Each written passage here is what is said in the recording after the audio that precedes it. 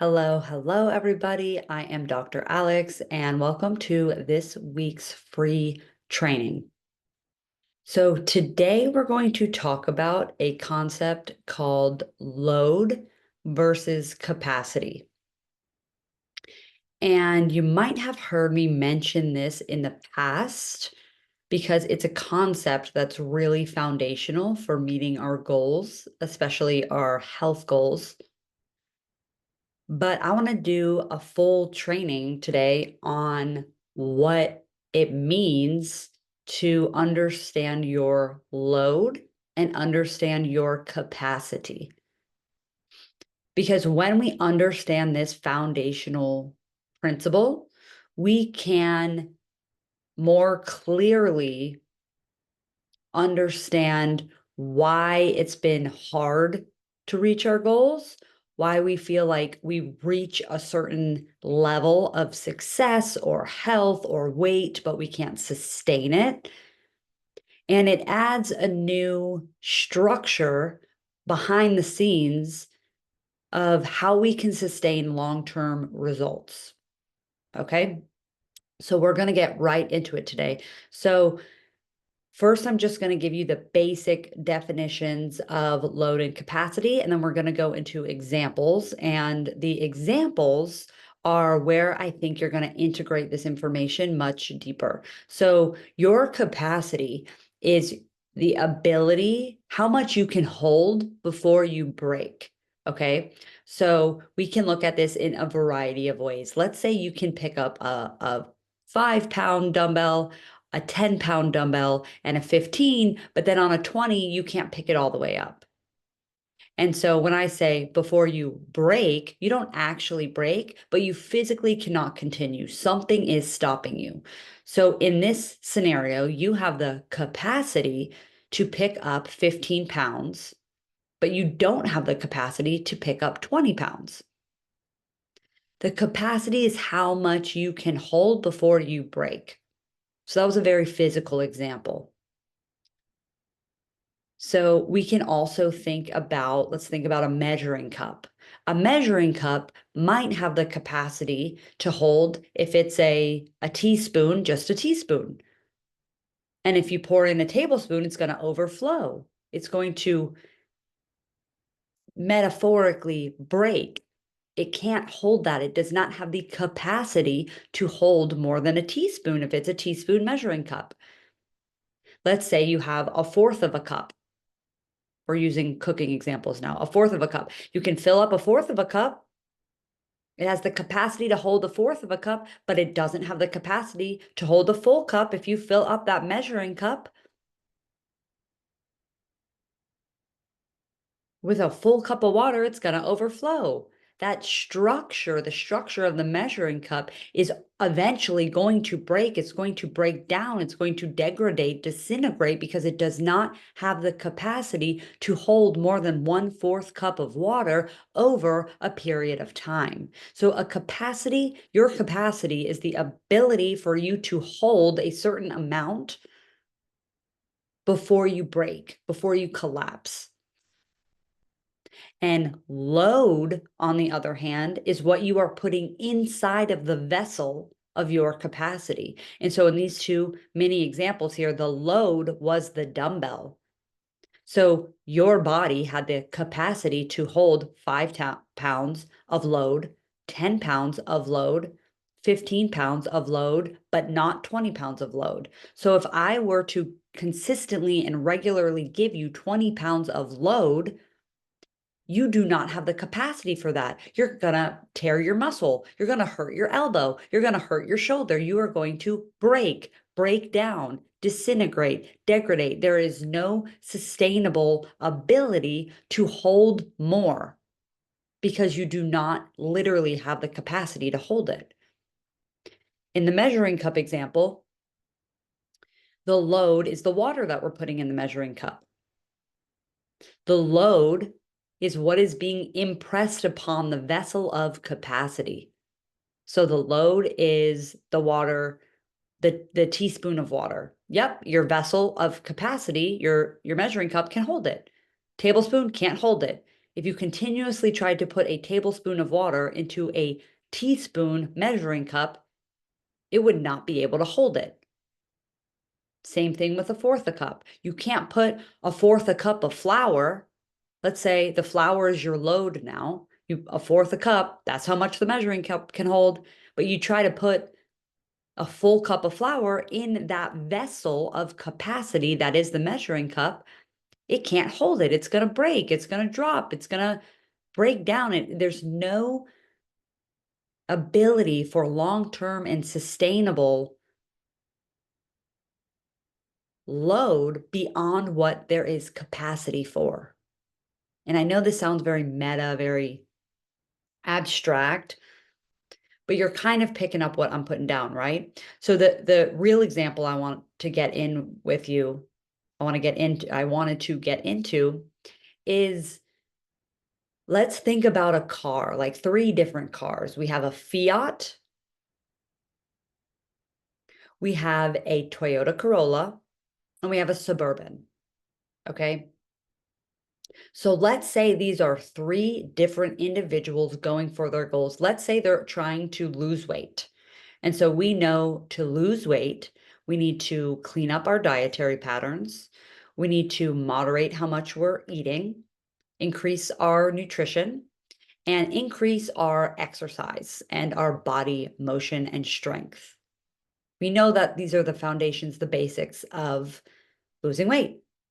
So let's say these 3 people, Fiat, Toyota Corolla, and Suburban, are all trying to lose weight.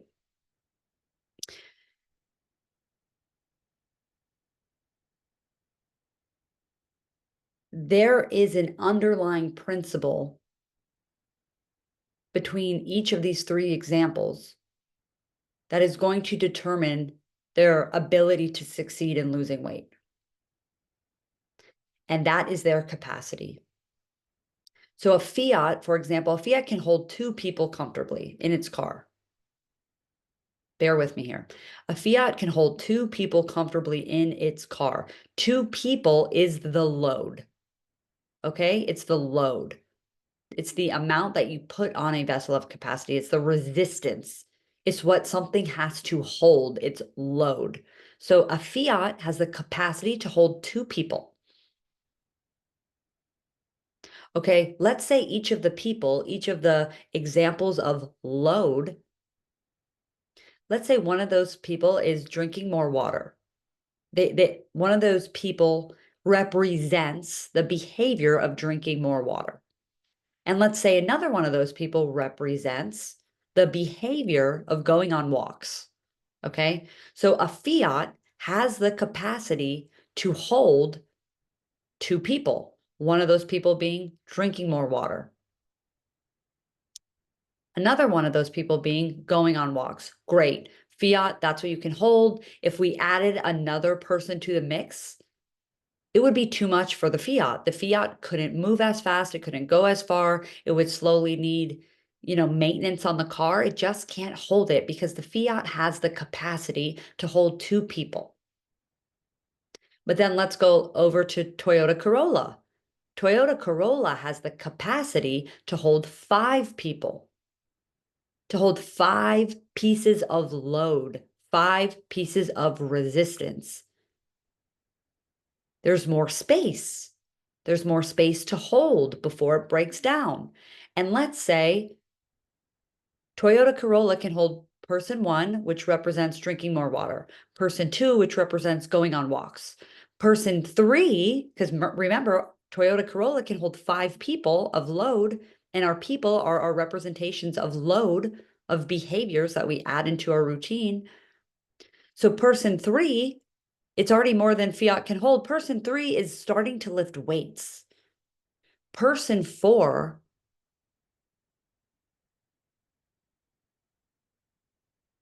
is getting rid of junk food.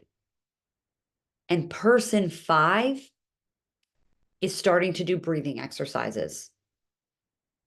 So you see how Toyota Corolla has the space, the physical, the energetic capacity to hold more than Fiat. So we have to look at this relationship between load and capacity, because if we put these 5 people, these 5 examples of load, drinking more water, going on walks, lifting weights, what else did I say? Doing breathing exercises, and what was my 5th one? Oh, not eating junk food.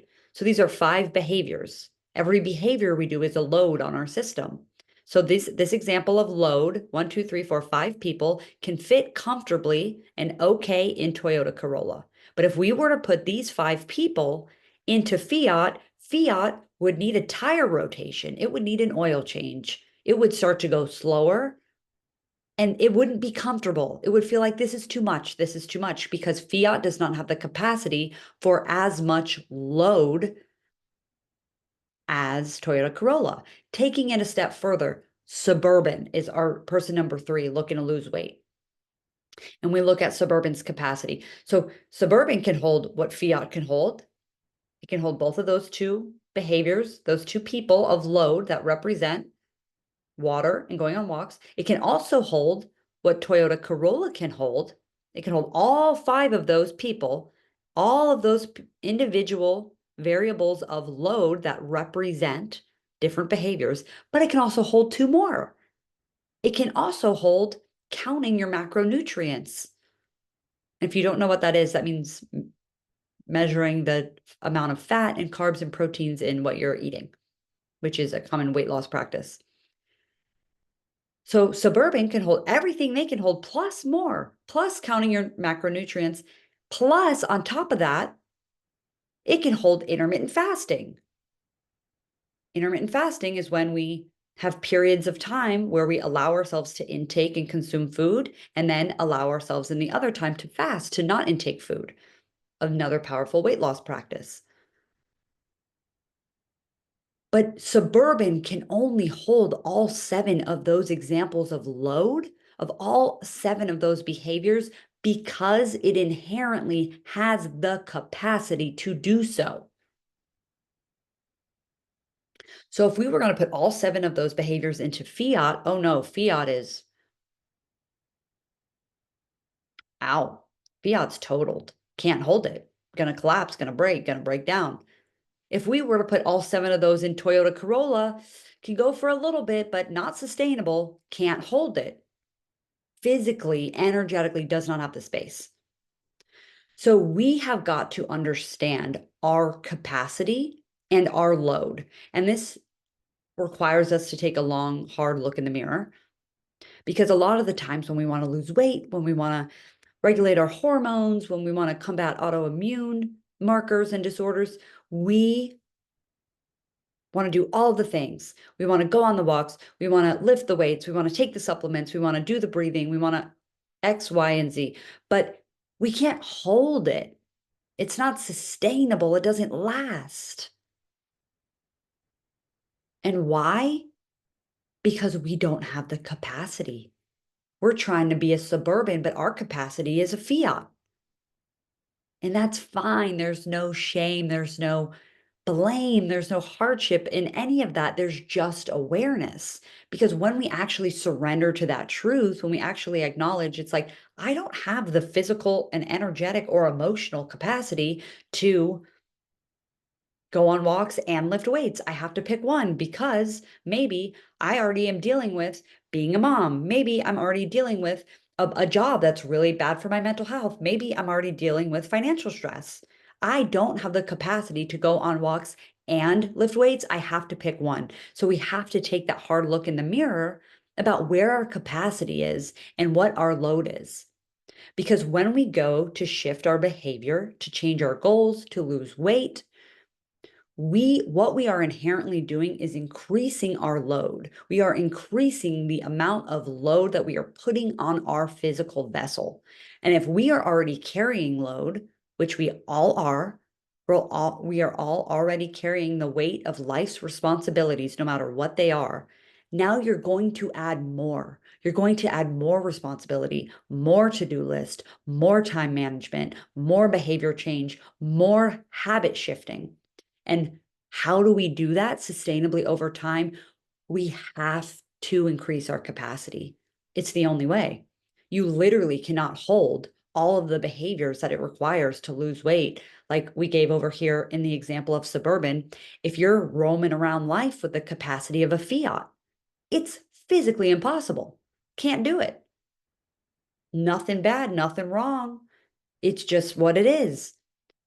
So how do we get there? How do we become someone who can increase our load, who can increase our capacity to hold more behavior change, more responsibility, more habits that are going to effectively help us reach our goals? We have to increase our capacity. It's the only way. Fiat has to shift and transform into Toyota Corolla. And then Toyota Corolla has to shift and transform into Suburban. And then Suburban is going to shift and transform into a limo. You know, it's like onward and upward, but we have to go one step at a time. And how do we increase our load, increase our behaviors that are supportive for our goals, and get results faster? It starts with increasing our capacity. And what is our capacity? Our capacity is our ability to regulate our nervous system. So you hear me talk about this all the live long day because it is the foundation of literally everything. But how we shift our capacity is how we learn to manage with stress, we learn to manage difficult emotions, and we learn to work and navigate through hard internal experiences: stress, anxiety, depression, mental health, anger, frustration, overwhelm, burnout, exhaustion, all of the not fun inner experiences. But it's our ability to hold that, to move through that, to cultivate resilience and to keep going so that we don't collapse, so that we don't falter into the Netflix binge, into the binge drinking, into the gossiping with friends instead of motivating at the gym. It's all in our nervous system. The more our nervous system can hold and can withstand before it collapses, the more we can increase our load. So the relationship between capacity and load really means the relationship between your nervous system and your ability to handle difficulty. Load is difficulty. Capacity is your nervous system ability to hold it. And how do we increase our capacity? By regulating our nervous system, we go into the body. We go into the body and we experience all of these things we're holding on to in our heads and our minds, and we experience it through the body. We let it take shape through the body. And I go into all of this in our 7-day workshop about the nervous system and cultivating healthy habits. And this is exactly what I do with my one-on-one clients as well. The only way to reach any goal is to increase your capacity to hold the responsibility that it requires to achieve that thing. If we want to lose weight, we got to learn to go to the gym. We got to learn to know how to sweat. We got to learn to clean up our eating habits. We got to learn of when to say no. I've had too much. We've got to learn boundaries. We've got to learn about how to meal prep in a certain way. We've got to learn how to eat healthy out. All of these things are load, load, load, load, load. It's a lot. It's a lot, but it's possible.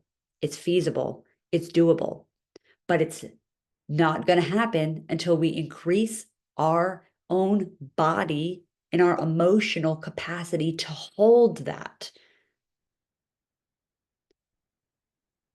So if you want to lose weight, if you want to have healthier habits, we know it's going to require some new behavior changes, new types of responsibility. And we understand those behavior changes and types of responsibility through the term of load. That's what load is. And in order to be able to hold that load, those increased responsibilities, those new and unfamiliar behaviors, what do? We have to transform from Fiat capacity to Toyota Corolla capacity to Suburban capacity. because our capacity is how much we can hold that load, those behaviors, before we falter into our old self, our old behaviors, our non-supportive habits. And what does that really mean? That really means our ability to regulate our emotions, our stress responses, our reactivity, and how we manage difficult situations, negative self-talk, feeling hopeless, feeling in despair, feeling like it's never going to work.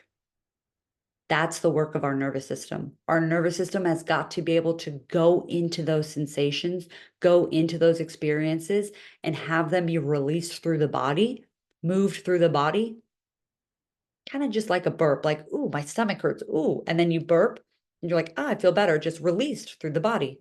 Same thing with anger. Same thing with stress. Same thing with frustration. Same thing with sadness. Same thing with hopelessness. Same thing. It's got to be expressed through the body. And that doesn't happen in your journal. And that doesn't happen on the treadmill. That happens by sitting in intentional practice with all of the heaviness that we're holding on to and moving it through our body. So to increase your capacity, we got to increase your nervous system regulation. And when we increase your nervous system regulation, we increase your capacity, which means we can increase your load, AKA, we can change our behavior easier. We can take on healthy habits more naturally. We can become the person who does the things that gets the results that we want. We can lose the weight.